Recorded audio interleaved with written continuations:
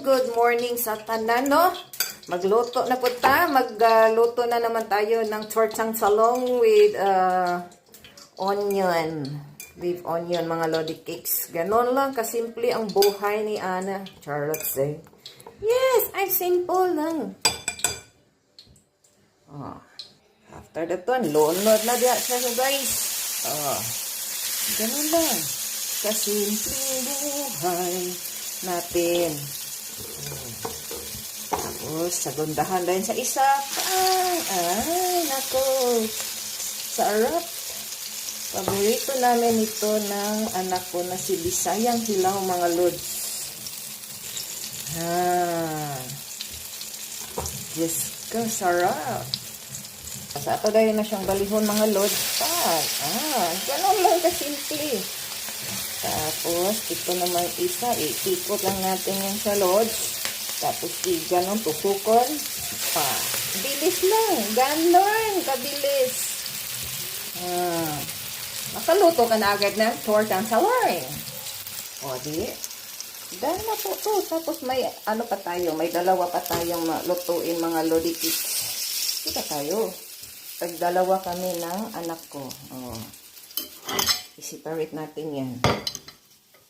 Tapos ilulog din ang pangalawang ano to, bilis lang magluto, mga lodi cakes. Sobrang bilis lang.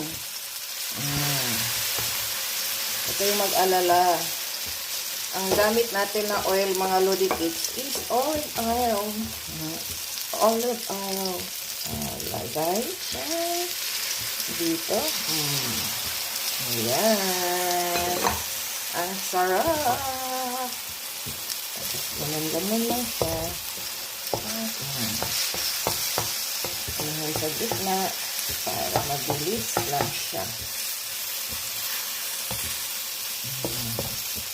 Naku, bilis lang.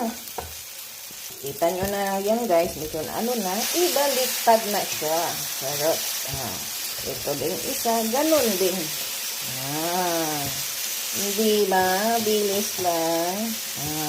May tortang talong ka na. So, after that one, mga lodi cakes, luto na yan. Di, may ulam na kami. Tapos, magpiprito ako ng tilapia after this. Mamaya na magprito ng tilapia. Mas masarap kasi yung tilapia, mga lodi cakes, kung mainit kakainin. Ding! Thank you for watching. Luto na ang tortilla.